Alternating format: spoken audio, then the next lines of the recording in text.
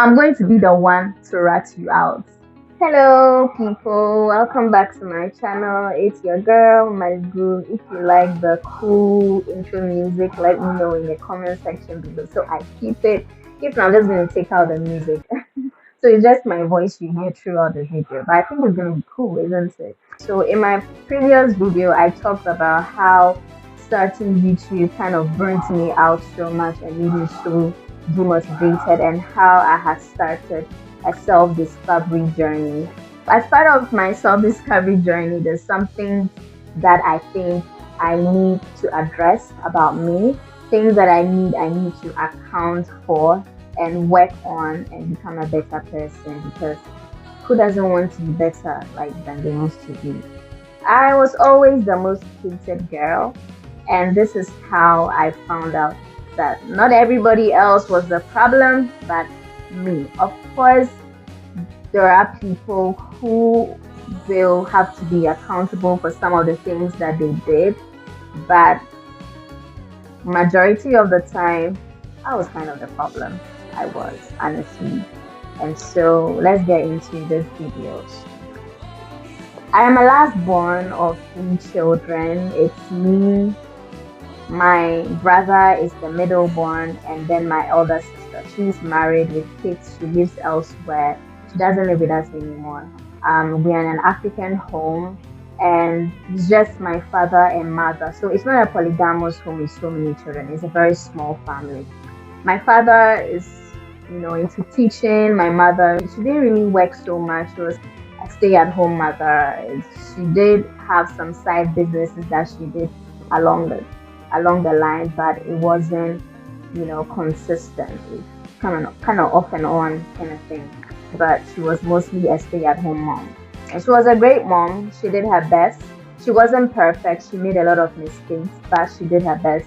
My father was also a great father. He did his best as well. He wasn't perfect, made a lot of mistakes, but they did their best as parents. And I had to come to the understanding as an adult that my parents are not perfect. And at the time, they did the best that they could for us. And I've realized as I grew older, they are better than they used to be before. They are better people than before when I was a child. And so that's just how I know that at the time, they were also trying to figure things out themselves. So I'm not trying to blame them for anything that I say. So I just want to put out a disclaimer that whatever I say on this channel is just me trying to pick up the pieces together. I am not trying to attack anyone. I'm not trying to blame anyone for my shortcomings. This is just me trying to put the pieces together and unearth the whole Pandora's box. When I was a child, about 4 or 5, I had so much love for my mom. She was so sweet. She gave me a lot of affection, my father too. So I just felt like really spoiled at that age. My siblings, elder siblings, of course, were always the ones getting into trouble for trying to bully me. You know how it is with elder siblings, being annoyed that the youngest child is getting the most attention and affection. That's how it was. Almost anything I wanted, I got. But I was the last born, and last borns, you know how the drill is. Until I think I was about 7. That was when the real discipline started setting in. When my mother started becoming harsher, tougher, and harder on me. It was kind of a shock for me at that age. Transforming from that lovey-dovey, sweet mother vibes to all of a sudden becoming that harsh African mother was a very big shock to me. And because of how I'm wired, I don't know if it's just last born, kind of reality whereby we are always in need of affection, or we crave so much affection. I don't know if it's just me, or that's just how last borns are wired. We want affection, we want attention, we want validation, we want all that because it was given to us at that early age. Maybe that's just why we are wired like that. But because of that shock from that sudden change, from being that sweet, considerate mother, always there for me, giving me almost anything that I want, making me happy. And then that switch to be more disciplined and hard and barely showing emotional affection. It kind of really messed me up because when that happened, I realized that I started searching for it elsewhere. I think it's one of my childhood traumas that I have till date. As I grew older, I started becoming sadder and sadder. You know, a mother's love beats anything. Like, if you have been brought up in a full family, you know that when a mother shows you affection, it's on another level. Yes, the father can show you affection, but a mother's affection is on another level. From the ages of 10, 11, 12, I started searching for that affection outside of home. I started searching for that validation outside. I would search for it in my friends, of course, because that's the only place that I can go to, right?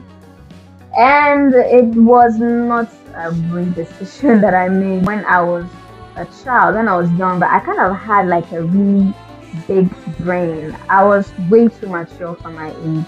I don't know if some of you have experienced that, but I felt like I was way too mature for my age. I was barely able to relate with kids my age.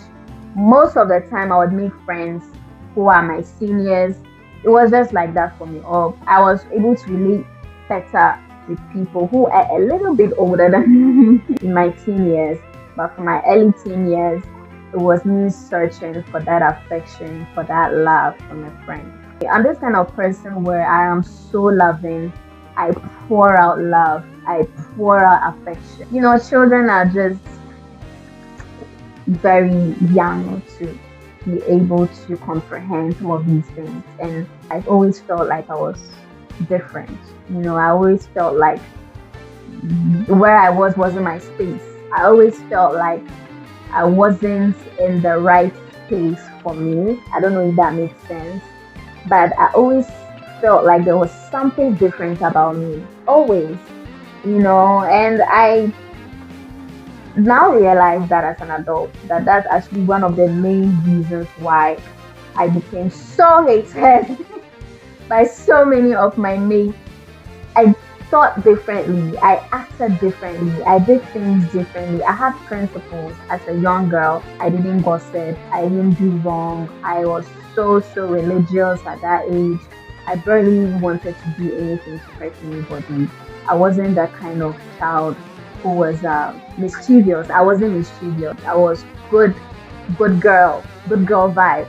So yeah, you can say I was self-righteous at that time. I was so self-righteous.